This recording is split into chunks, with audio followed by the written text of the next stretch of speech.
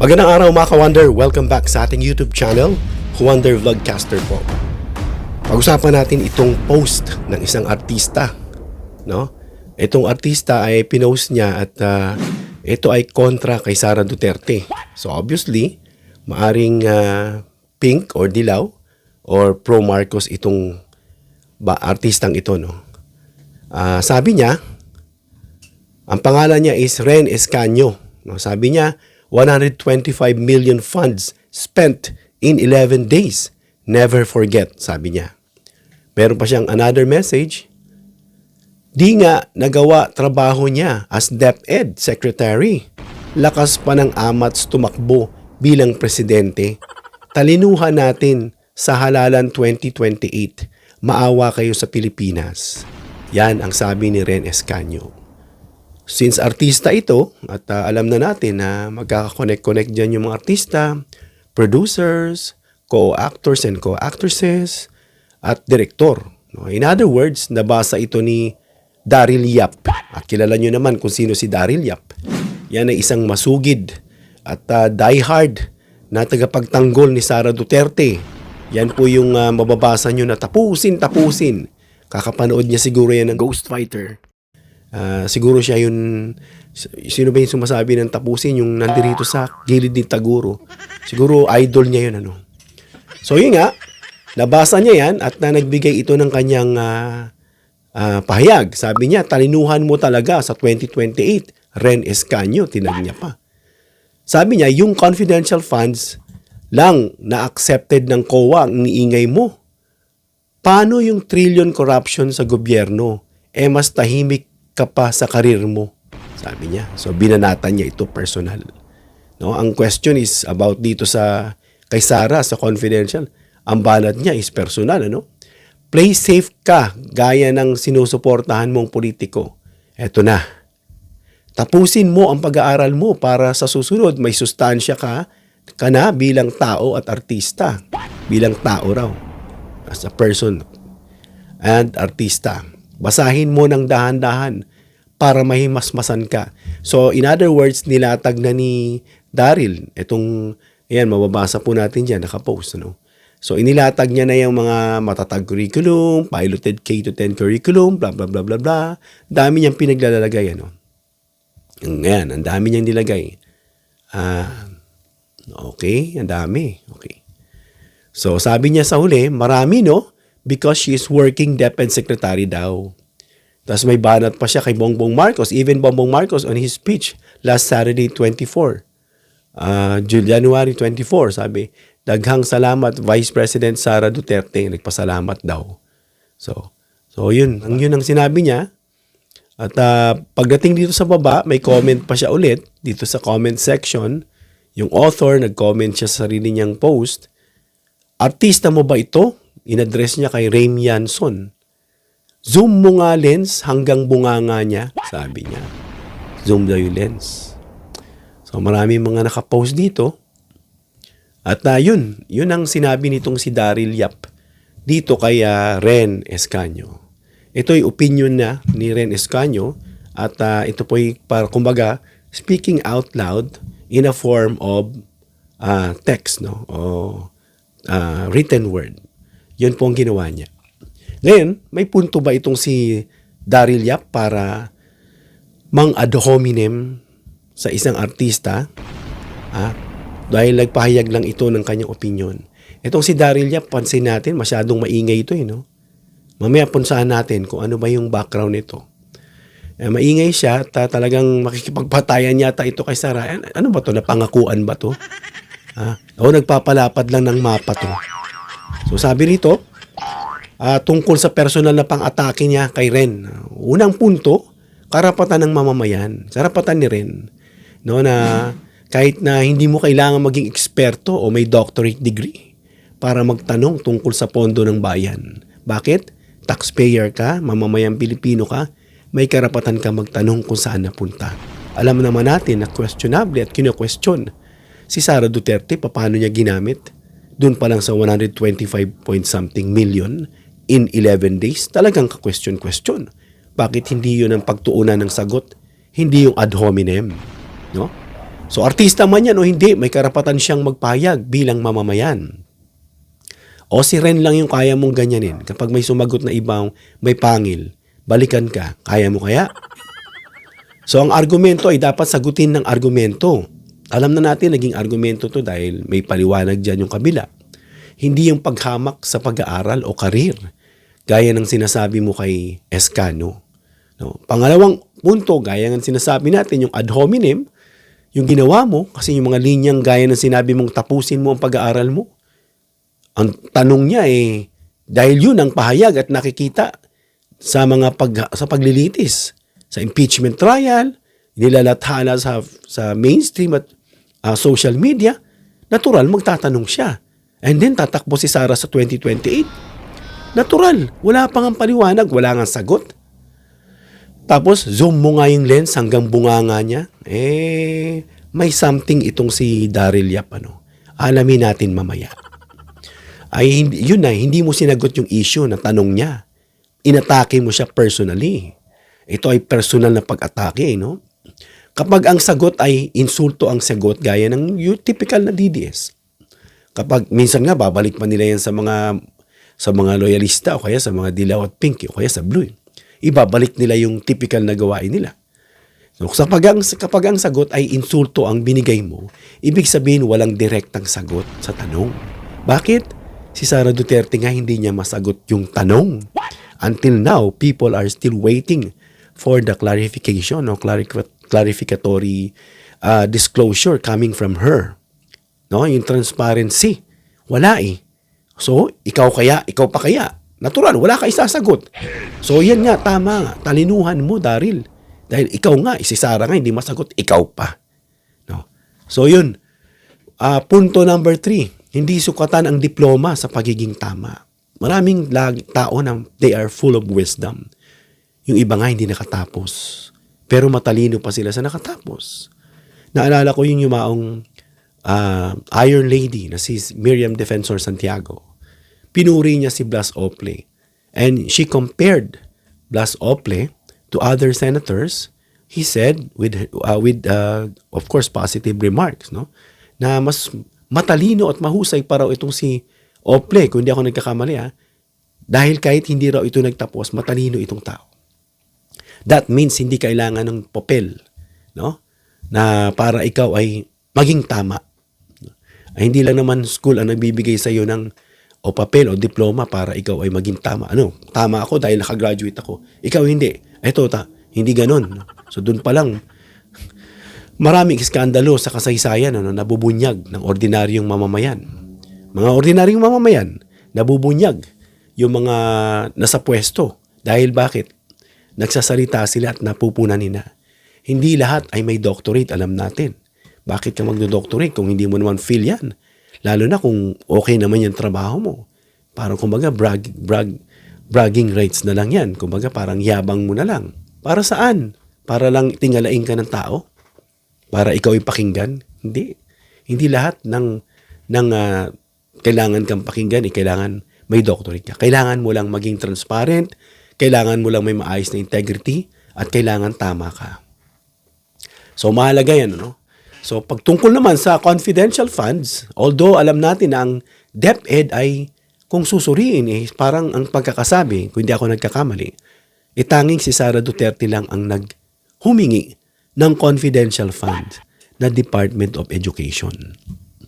Alam ko ang confi funds is for security lang yan Mga security purposes. Siyempre sa rason yan, may mga drugs daw, may mga panganib dyan sa school, kung ano-ano. So pinagbigyan, hindi naman bawal, pero pinagbigyan. Pero yun nga lang, siya lang ang talagang humingi ng confi funds. Sabi nga ng isang content creator, sinabi niya yun halatang mukhang pera lang daw talaga to si Sara. Napaghahalata.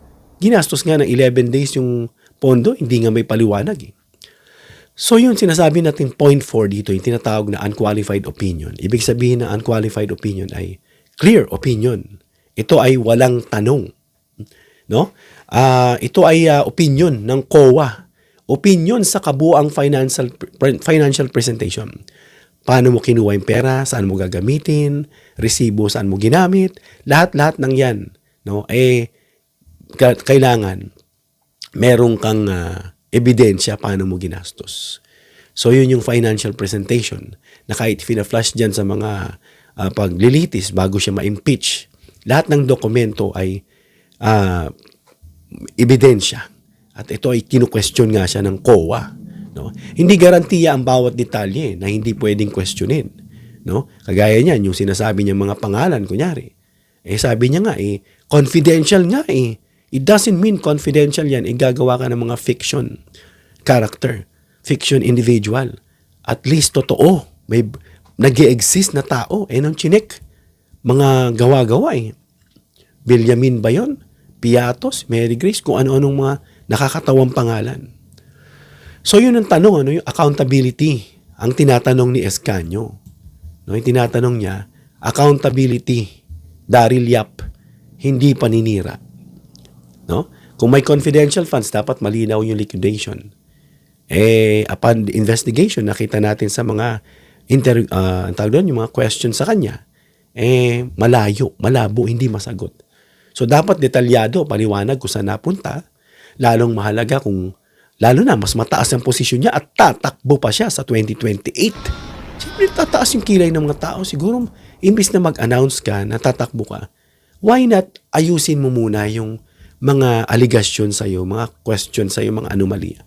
Ba't hindi mo masagot-sagot? Ja?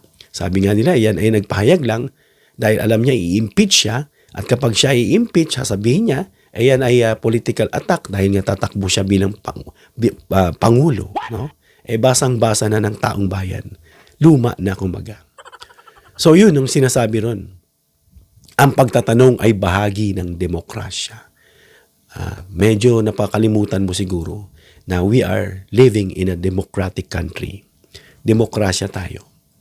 So yung tungkol naman sa trillion na sinasabi mo, na bigla mang i-divert, kino-question mo yung ano ng COA. How about yung trillion march na yun? Yun yung sinasabi nating point number 6 na, what about TISM? Yan yung laging lusot.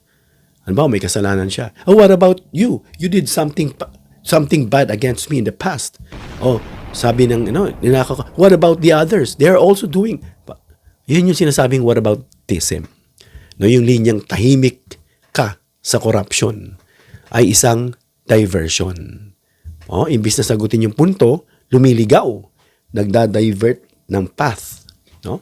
Kung may trillion corruption, bakit hindi imbestigahan? Dahil bakit? Sabi-sabi lang. No? Sabi-sabi lang, puro lang, basta lang may aligasyon at panggulo. Pero hindi natin binubura yung tanong tungkol sa confidential funds. Kung may confidential funds issue dyan sa trillion corruption, isama natin. Magiging dalawang issue. Parehong questionin. Pero dapat may ebidensya. Kay Sara kasi meron kompleto Ang daming ang articles of impeachment. Latagan nyo. Hindi puro salita. Inaantay naman niya. Sabi nga ni Magno, Cielo Magno. Kasuhan nyo. Kaya nga kinasuhan si PBBM. Kasi puro kay Bintang. Kasuhan nyo. Ngayon, hindi siya sufficient in substance. In form, yes, but in substance, hindi. Kahit nga in form, alborotohan pa ng iba Na dapat sa form pa lang, hindi na Kasi halatang, pang-divert lang. Paninira lang. So, tungkol sa achievements naman ni Sara na iniyabang ni Daryl Yap, although yung iba dyan, kailangan makita natin kung yan ay natapos, na i-deliver ng maayos, standard ba yung ginawa? Yun yung mga supporting questions na hindi lang basta makaproyekto. So, maging patas tayo. Nagkaroon ng curriculum and learning. Matatag curriculum, National Learning Camp, Catch Up Fridays, National Math and Science Programs, K-12 Review, sa infrastructure, 62 last mile school, libu-libong classroom built under construction or repaired, pero alam natin na marami dyan hindi talaga na-deliver at natapos. And then digitalization, yung Starlink, pilot schools, internet rollout, ICT equipment, blah, blah, blah. Hanggang sa protection ng mental health, teachers' welfare. Ngunit ang tanong, Daryl Yap, may independent impact assessment ba? No? Ibig sabihin, pag may independent, may mag-a-assess na hindi sila third party, kumbaga, nag-evaluate ba rito? Para ma-find out kung ito ay standard, kung ito ay natapos, O, alam natin, siguro may iba, ongoing pa rin. May published measurable outcome ba? Ito, yan yung mga dapat mong itanong. Huwag mo lang yung basta ma-post mo lang. Ito yung ginawa niya, para maibara mo lang si Escanio. At isa pang tanong, tumaas ba ang literacy at numeracy? No? Mas malinaw, siguro kung may datos dito na napapakitang bumuti ang reading comprehension, no, ng mga estudyante. O tumaas sila sa kanilang antas ng karunungan. Nakatulong ba yung proyekto mo? O basta makapagproyekto lang, may masabi lang. Yun yung mga sinasabi rin ng iba. Nabawasan ba ang learning poverty rate? No? Nabawasan ba? Tumalino ba ang mga kabataan? Nakitaan mo ba ng improvement? Ang classroom ba ay fully completed at functional? Laki-laki ng pondo Laki. Ilang milyon. Wala pa rin yung OVP No? Ilan ang natapos? Yun ang mga tanong. Sabi sa ulat, ang daming hindi na-deliver. Ilan ang under construction lang? O sabihin natin, still ongoing, under construction. May problema ba sa procurement delays? Yan yung mga tanong-tanong dyan kasi yan yung mga nagiging issue. No, bakit? Nandiyan na yung pera Bakit may delay pa? Bakit? Ang ICT equipment ba ay gumagana at may internet? May monitoring ba kung ginagamit? Yung speed? Yung mga tablet man ay pamigay? Ayon sa report, hindi. Hindi lahat nakatanggap. No? Bakit? May pondo Yan yung mga dapat mong sagutin, Daryl Yap. Hindi yung bigla mong i-ad hominem o i-divert sa trillion march, wala kang ang ebidensya. Kaya nga sabi ni Escanio, talinuhan mo Tama yun, talinuhan mo. Hindi porke direktor ka at kung nakatapos ka man. Ibig sabihin, matalino ka na. Iba yung wisdom sa knowledge at understanding. No? So yun, may maintenance plan ba? Hindi lang basta mailagay. Dapat meron dyan pondo para in case na mag-run out, o kaya may masira, o kaya may papalitan, dahil nasira, may plano bang ganon? May mga contingency ba? May emergency ba? May maintenance ba? So ano pa? Ang dropout reduction figures ba ay verified? No? May independent validation kasi. Independent validation ba ay 88.85 claim? No? Or internal reporting lang ito? Internal. Kayo lang. Ibig sabihin dapat may third party to para i-validate yan. Kung yan datos ay totoo. Diba? Dapat ganun. Transparency. Diba? Yan ang tanungin mo sa sarili mo. Mahalaga ang distinction, mga ka-wonder. No? Ang dalawang magkaibang bagay, yung program launches at rollout numbers, measurable educational outcomes. Ibig sabihin, maraming proyekto, no? Automatikong magtatagumpay. So, ibig sabihin, sa mamamahala at sukatan, ibig sabihin, kailangan yung resulta. And then, pag may resulta, sustainability. Sustainable ba yan? Transparent ba yan? Long-term impact ba yan? O panandalian lang? So, yun yung mga pino-point out natin sa nilatag mo, Daryl. Imbis na mag-ad hominem ka. Hindi kasi ito, hindi ito laban ni Escanio, hindi mo ito laban. Hindi ito fandom or fan war. No? Ito ay pagtatanong sa paggamit ng pondo. Bilang isang mamamayang Pilipino nagbabayad ng buwis. Ano pa? Pagsusuri kung sapat ba ang resulta? Paghahanda kung karapat-dapat bang mas mataas na posisyon? Dahil she is aiming for the highest position to be the next president in 2028. And yet, she is not able to answer, to clear out etong mga allegations. Seems like she is trying to avoid. No? Yung speech pa siya dyan, na diniscredit niya na itong akbayan. Dinamay niya pa si PBBM at si Risa. Diba? Susumbong ka sa social media. Ano yan? Gusto mo trial by publicity? So, hindi po ganyan, Kung sigurado kayong epektibo ang proyekto, dapat ipakita ang impact studies. May third party na mag-evaluate. Ano pa? Ilabas ang independent evaluations. Yung sinasabi natin, independent. Sagutin ang issue ng walang panlalait, gaya ng ginawa mo kay Escanio. Diba? So sa dulo, for last, ang kritisismo ay hindi kalaban ng gobyerno. Yan ay pang-divert lang. Panggugulo para hindi masagot ang tunay na issue. So ito ay mekanismo para maging mas maayos ang pamamahala. Ano yun? Hindi may paliwanag, pass agad, next chapter, next step. Hindi. Ayusin mo muna, paliwanag mo saan napunta. Yung mga taong bayan, taing-taing, hirap-hirap para makapag-produce ng pera. At tapos kayo gagastahin nyo lang nang walang pakundangan at walang paliwanag. Tama si Escanio. Mali ka, Daryl Yap. Sabi natin, hindi tayo, sabi ko nga, lahat ng umuupo bilang gobyerno, presidente, sinusuportahan natin. Pero hindi tayo isang kulto na pag mali, so kakampihan pa rin. No? Hindi kami ganun. Kung ikaw ganun, may problema ka sa sarili mo. So wag ganun. Dapat kung tinanong ka diretso, sagutin mo. Hindi yung porke wala kang maisagot, ilalatag mo lang yan. Di ikaw nga wala kang substantial answer to justify yan eh. Tapos bigla kang mag-ad hominem. So yun pinagtanggol natin si Escanio na kung may magsasalita pa dyan na gusto magsalita may magsasalitang tulad ni Daryl Yap, mapipigilan nyo? Hindi. May magtatanggol at may magtatanggol. Hanggang dito lang tayo mga ka-wonder. Comment down below your opinion. Please give me a thumbs up if you like this video. Please share this video para malaman nyo yung sinabi ni Yap. Yung post niya. No? To ad hominem. Itong si Rez Escanio.